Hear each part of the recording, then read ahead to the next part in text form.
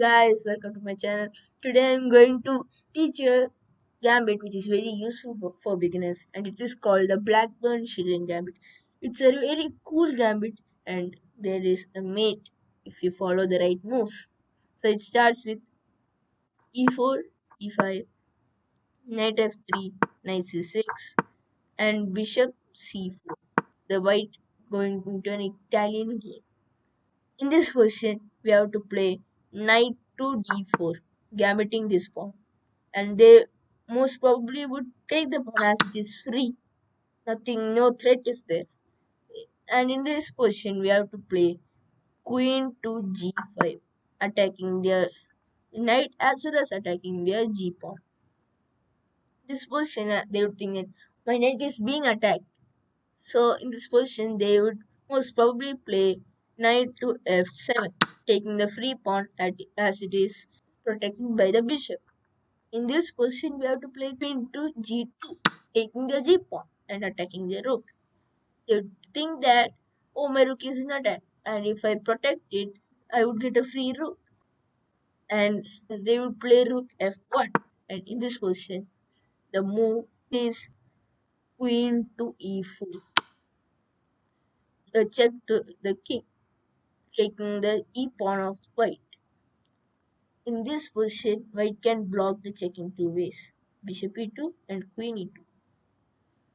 But there is only one saving move. If they play queen e2, we can take the queen as it is very obvious. So they would most probably play bishop to e2, and they blundered mate. As the killer move is knight to f3, smothered mate. The king can't escape because it is being blocked by its own pieces, and the bishop can't take the knight as it is pinned. So that's the beautiful smothered mate. That's the gambit if we play it correctly. But there are other possibilities that white can play in this gambit. Like if we play the same position again,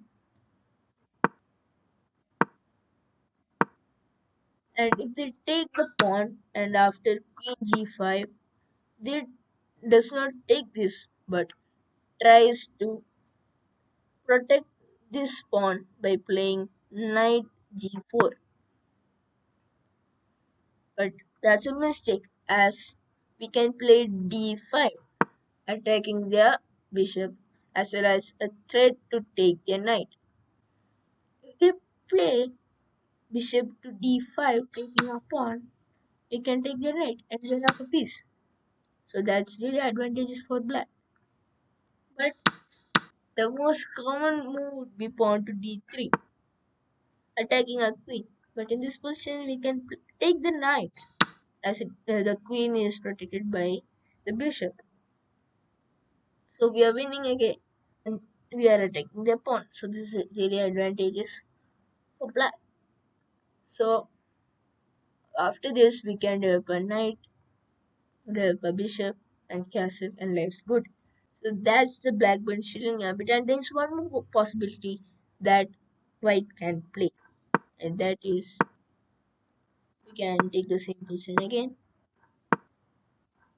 and the gap.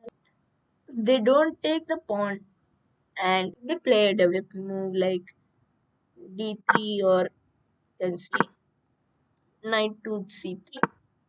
So in this position, we can just take the knight. If we don't, they will develop and take our knight. Like after taking our knight, we would have double pawns, which is very advantageous for white and disadvantageous for black. So we have to take their knight, like to take their knight after this. Like if they play d3, take the knight. If they take with the queen and threaten checkmate, we just have to block it with the queen. Like we can force a queen trade, and if they don't take the queen, like they play something like this, we break their pawn structure.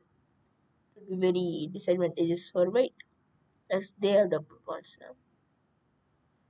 So in this position, they would most probably take with the queen, and we can develop our other pieces.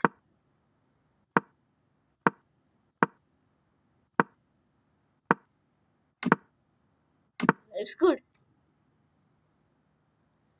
So this position, like there are other possibilities. This position, if you don't want to trade your queens, you can play knight to f6, double move, and you can develop your other pieces as well and castle. Then life's really good, and there's no threats, nothing, and you can play as usual. So that's the Blackburne Shilling Gambit. Hope you liked it.